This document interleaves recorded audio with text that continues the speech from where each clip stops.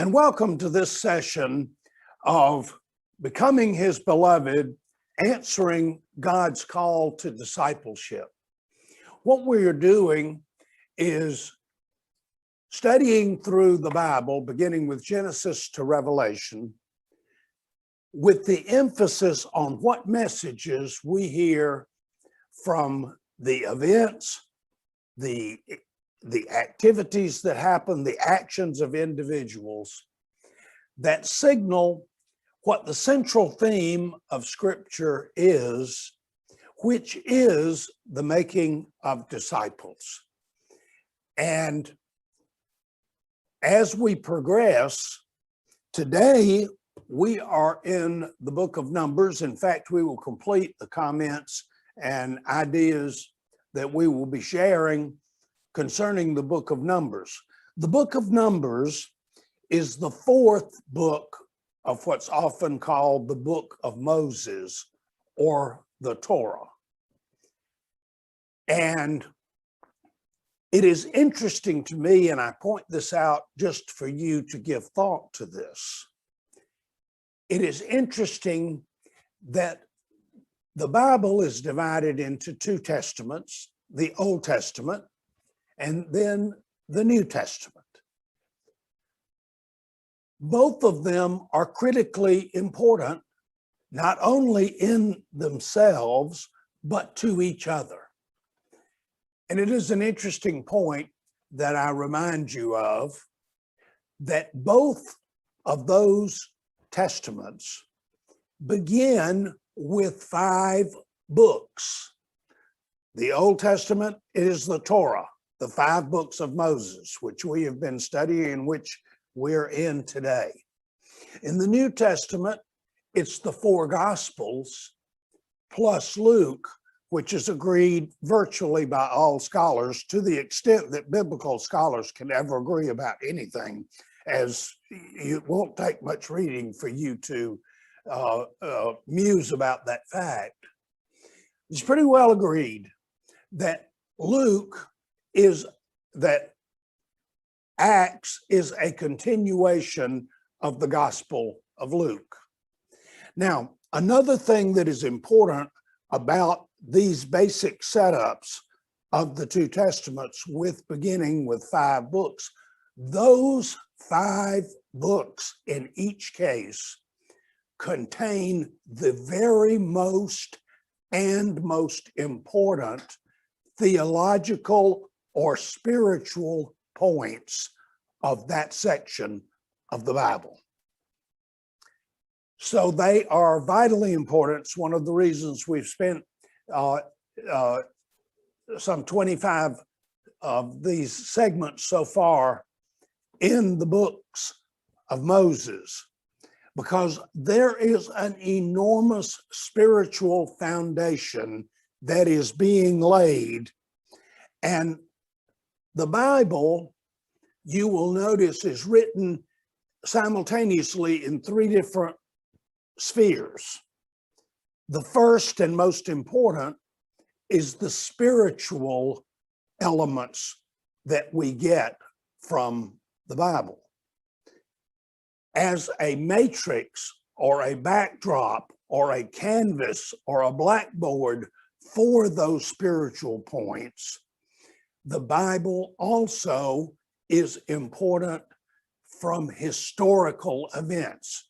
So the Bible is a spiritual book of commandments and handbook and guide. It also is written against a history of events and the actions of people. Thirdly, the Bible is recognized to be a superb and perhaps the most foremost important book of literature in how everything is beautifully and concisely written. So keep that in mind as you become increasingly aware of the majesty of the Bible and the depth that is there.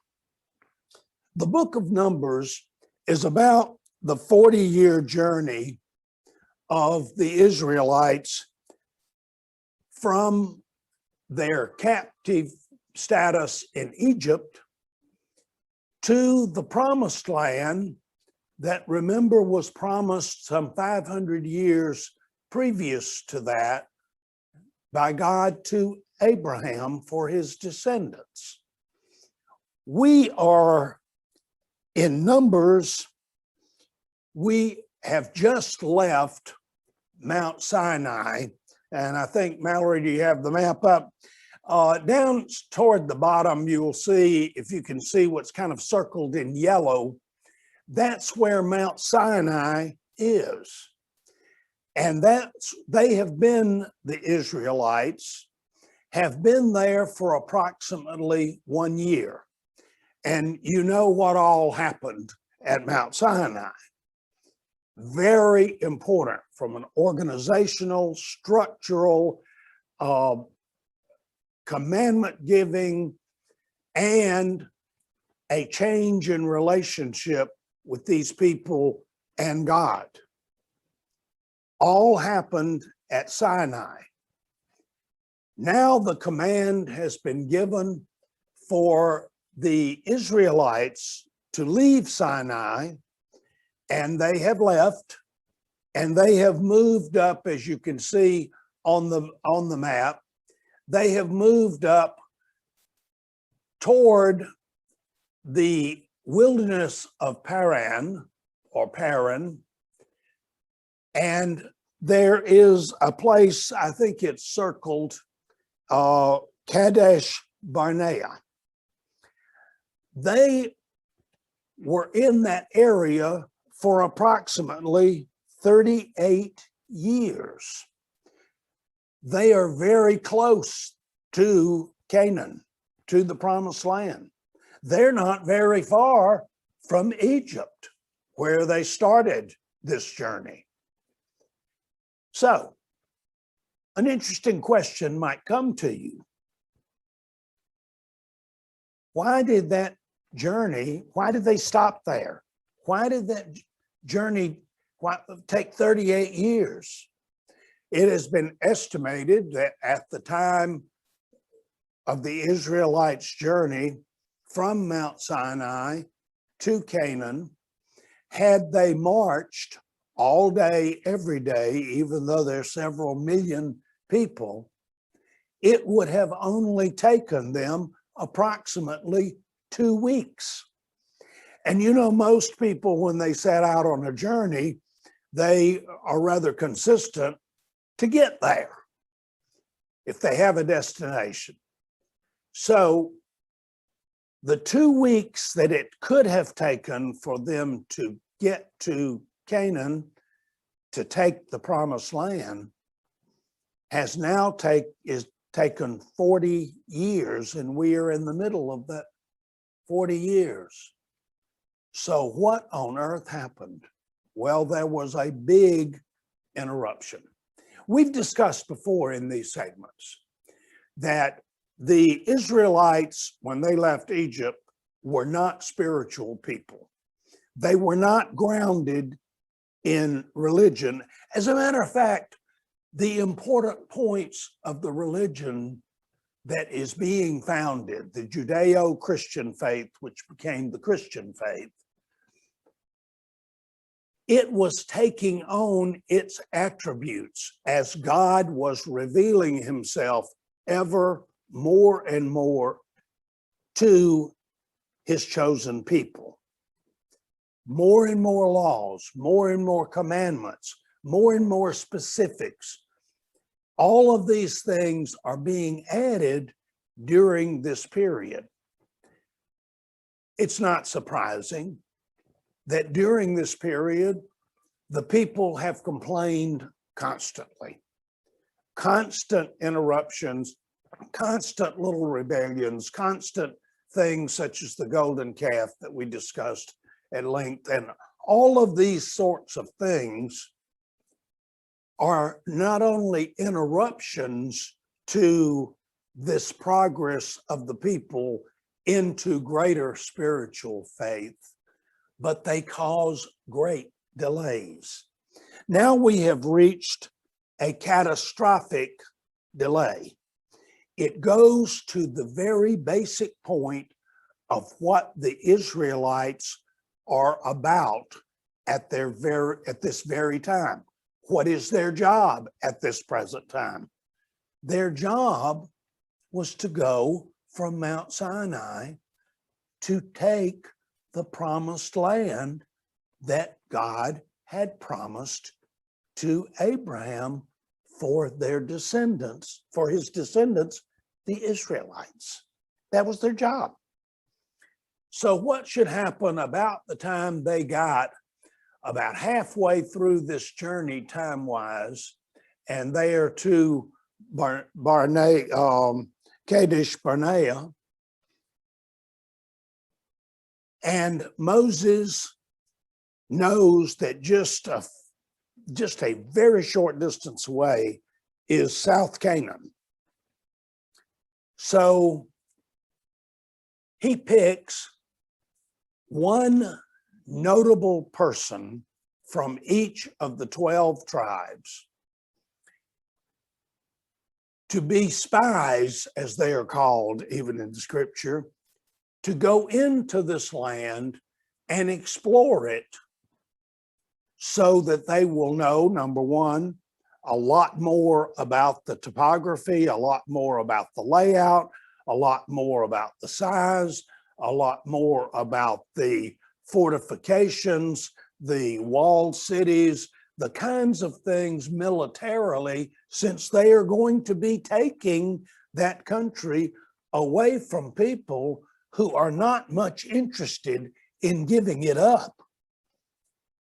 The Israelites, particularly Moses and the tribal military leaders under Moses, are very aware of the fact that they are going to have some interesting and tough times taking over a land that is not just sitting there vacant for them to move into, but every inch of it is inhabited by other people who like it there. It's their home. So it was a pretty good idea to send 12 of these representatives of Israel to scope out the situation and see what they're up against. And they did.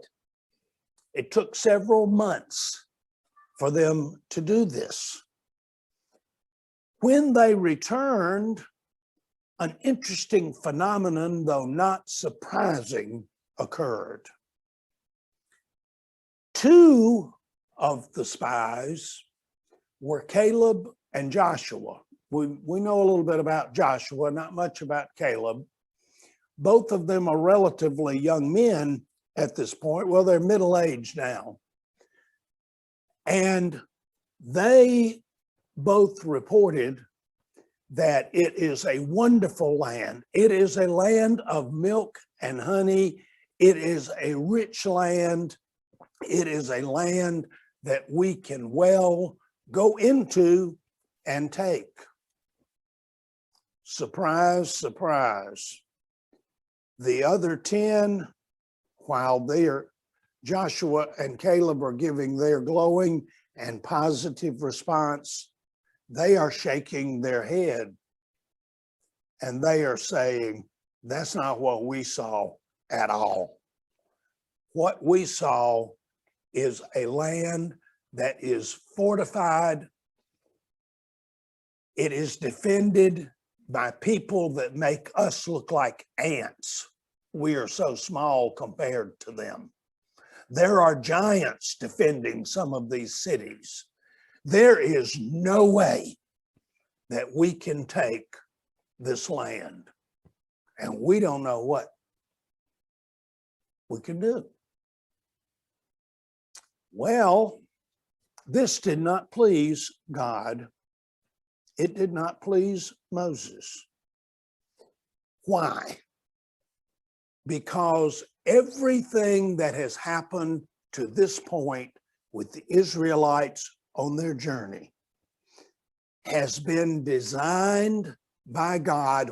whatever the event that occurred, whatever was happening, for these people to see that it is not their strength that liberated them from the Egyptians. It wasn't their strength that parted the waters of the Red Sea and then destroyed the Egyptians. It wasn't their strength that has gotten them this far. It is God's strength.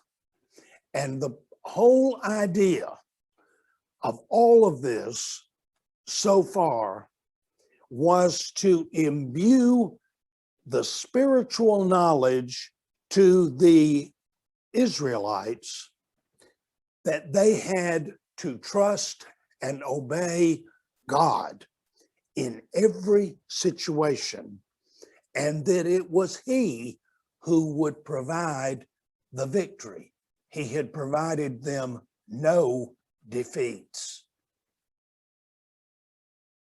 So God and Moses confer, and you notice that's one of the great strengths of Moses' relationship with God. They actually talk. And God says, all right, these people are not prepared to go into the promised land. Behind this, we can deduce or get the inference. They're just too contaminated by the old Egyptian culture. And a lot of it is understandable.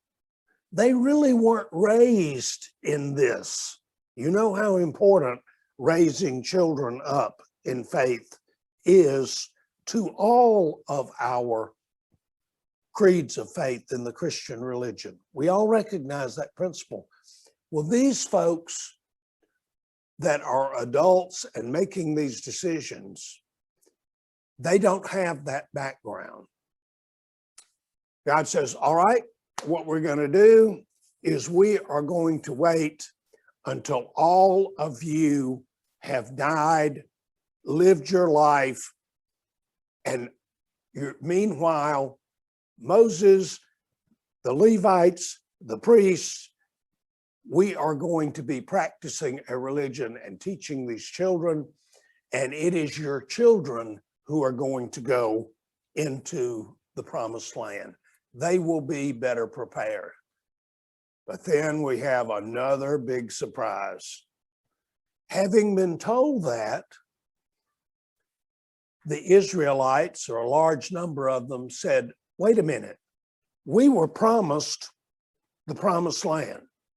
Now, we were a bit hasty with this. We sinned, we didn't trust God, but we are going to go into the promised land anyway. Moses says, this is not going to turn out well. I'm not going with you if you go against the Canaanites on your own, because God has commanded that you wait and let the next generation do it. Very important to listen to God and obey what He decides. They are doing the original sin all over again. No, it's more important what we decide. So a bunch of the Israelites form an army and try to march into Canaan. Moses doesn't go with them. By inference, although the scripture does not say so, the chief military person who is already selected to be Moses' successor, Joshua, doesn't go with them. If he did, it would have been said, but he was Moses' assistant. If Moses stayed, Joshua stayed, we can be pretty sure. But most importantly, the other thing that did not go with them as they attempted to enter Canaan against God's command was the Ark of the Covenant. Moses stayed right there, and so did the symbol of God's presence. They were roundly and totally defeated. Good message there for all of us. As we close this segment, another great important thing happens. Aaron dies. Aaron is the older brother of Moses. He has been with Moses right at his side since he was selected to be Moses' spokesman to the pharaohs. He is a key individual all through this entire saga that we have been through up until this point. Now, Aaron gets a bad rap in a lot of ways. And I'd like to close just by mentioning to you why we should take Aaron very seriously and gratefully so. Aaron made some mistakes along the way. He was left at the bottom of Mount Sinai, sort of in charge, but he wasn't really in charge. He didn't have any authority while Moses went up on the mount. And that's when all of this gold calf thing came about. And Aaron saw the error of his ways. He could have stopped it. He might not have had the authority to stop it. He has been set apart from all of the other people of Israel as the high priest, the first clergyman of the Judeo-Christian religion. And he was a very good one. So he dies at this point, and there is a 30-day grieving of the entire nation for this good man. So what can we learn from Aaron? Aaron had flaws. Aaron had a lack of background in the spiritual faith that is emerging. He made mistakes along the way, all of which he recognized and grew from. God took that attribute of his, the always trying to obey, always trying to trust, always trying to do the right thing and follow God's commandments to the best of his ability. He forgave Aaron and redeemed him to further increasing purposes every time. So think about Aaron sometimes when we view ourselves as flawed, mistake-making individuals committed in seeking to answer the call to discipleship, and God then making use of us to help us grow into becoming his beloved. Thank you.